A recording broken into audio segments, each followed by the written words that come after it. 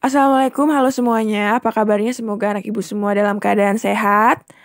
Hari ini kita belajar lagi. Kita hari ini masuk ke tema 7. Judulnya adalah kepemimpinan. Oke, hari ini materinya adalah pidato. Kamu pasti sudah sering sekali ya mendengar dan melihat orang yang berpidato.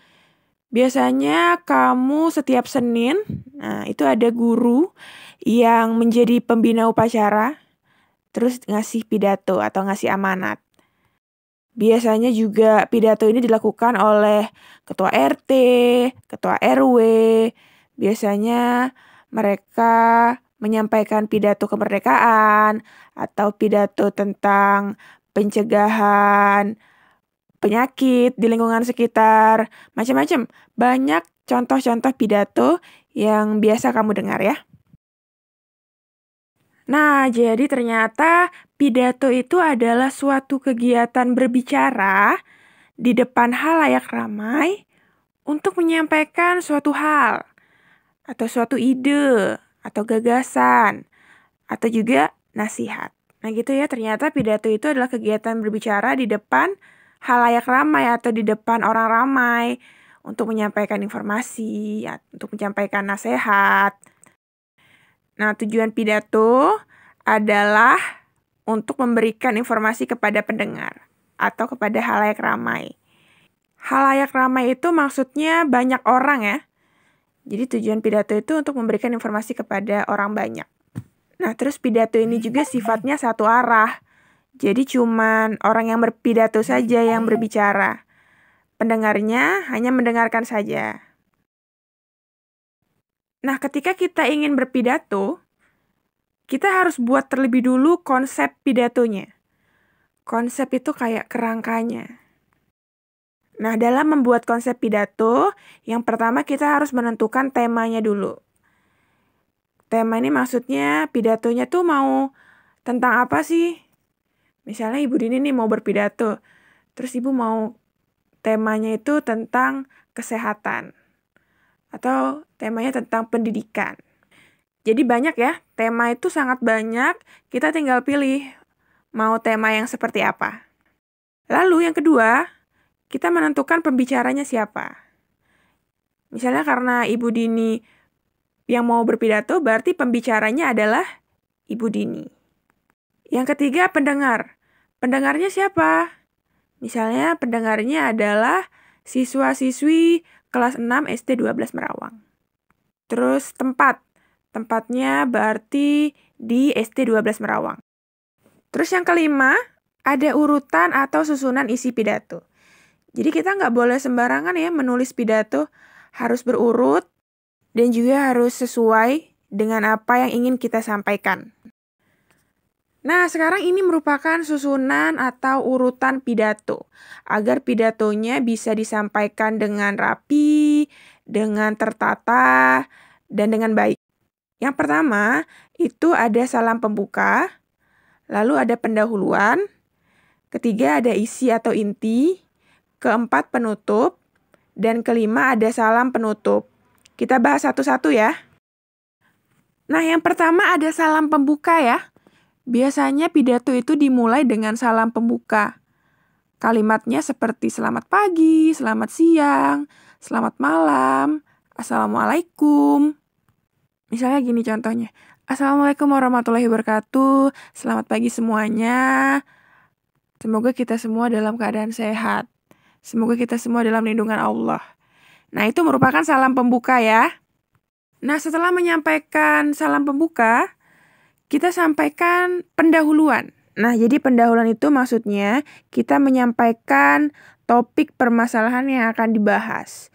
Topik itu maksudnya kayak judulnya ya. Contohnya seperti ini.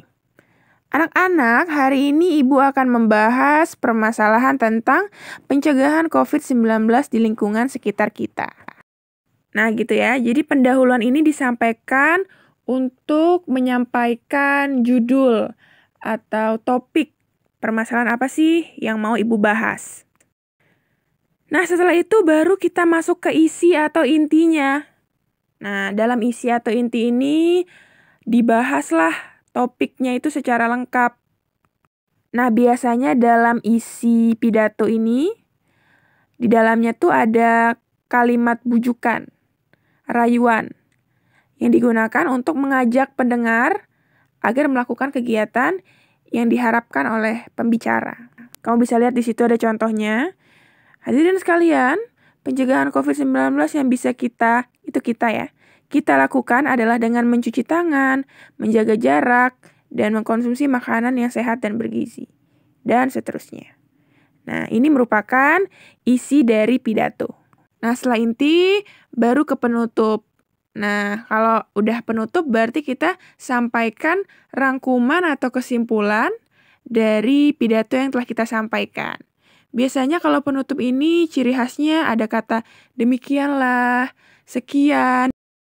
Nah, setelah kata demikian, baru dia sampaikan rangkuman atau kesimpulan dari pidato yang telah dia sampaikan. Baru yang terakhir itu adalah salam penutup. Biasanya ada kata sekian dan terima kasih. Wassalamualaikum warahmatullahi wabarakatuh. Nah, itu semua tadi, 1-6 tadi merupakan susunan dari penyampaian pidato. Selanjutnya di sini ada model-model berpidato. Yang pertama adalah model menghafal. Nah, menghafal ini biasanya kan kita buat nih tadi susunannya. Lalu kita hafalin pidatonya. Baru nanti disampaikan kepada orang banyak. Yang kedua, model serta-merta. Kalau serta-merta ini maksudnya spontan. Biasanya kalau pidatonya serta-merta ini disampaikan oleh orang yang sudah berpengalaman, yang sudah mahir, yang udah jago nih dalam berpidato. Jadi saking sudah terbiasanya dalam berpidato, orang ini nggak perlu lagi menghafal ataupun membaca pidato.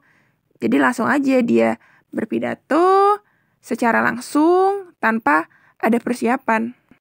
Biasanya pidato serta-merta ini dilakukan oleh menteri-menteri, ketua bupati, gubernur. Kamu juga suatu hari pasti juga bisa seperti mereka ya, berpidato serta-merta. Gak perlu lagi menghafal, gak perlu membaca. Lalu yang ketiga, model pidatonya itu membaca. Nah, biasanya kalau orang berpidato membaca, itu informasi yang disampaikannya itu biasanya banyak. Sehingga dia harus membaca dan biasanya dia catat catatan kecil. Udah tahu ya model-model berpidato?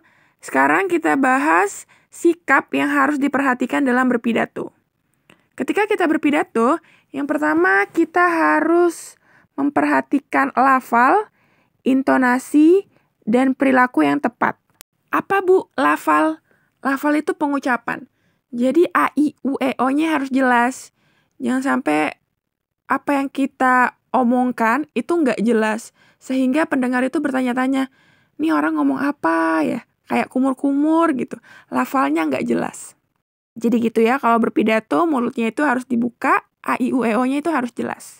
Selain itu kalau berpidato kita juga harus menggunakan intonasi yang benar ya. Intonasi yang bagus. Intonasi itu maksudnya irama atau tinggi rendahnya kita dalam berbicara. Jadi kita tuh nggak boleh berpidato itu kayak gini. Selamat pagi semuanya, apa kabar hari ini? Nah, itu intonasinya flat, intonasinya itu nggak bagus. Kalau misalkan berpidato, intonasinya tuh harus bagus. Jadi harus ada tinggi rendahnya. Kayak seperti ibu nih ya. Assalamualaikum, selamat pagi semuanya. Nah, jadi ada tinggi rendahnya kita dalam berbicara. Lalu dalam berpidato, perilaku kita juga harus tepat ya. Jangan sampai nanti kalau kamu sedang pidato, kamu malah garuk-garuk gitu. Misalkan garuk-garuk kaki, garuk-garuk tangan. Nah, itu nggak boleh.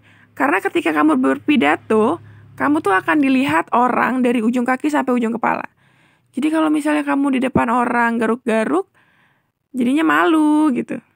Oke, yang kedua, pandangan mata harus mengarah ke pendengar atau ke audiens atau ke orang-orang.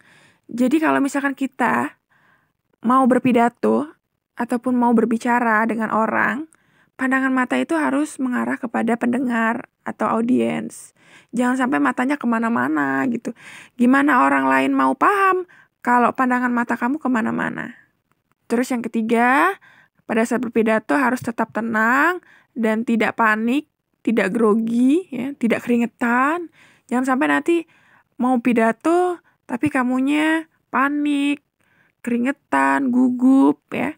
Kita harus bisa melawan rasa nervous dan rasa gugup kita. Kita harus tetap tenang dan juga menyampaikan pidato itu dengan baik sampai selesai.